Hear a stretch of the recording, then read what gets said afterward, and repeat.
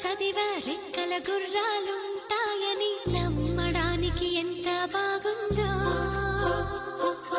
బాలమిత్ర కథలో చదివా పగడపు దీవులు ఉంటాయని నమ్మడానికి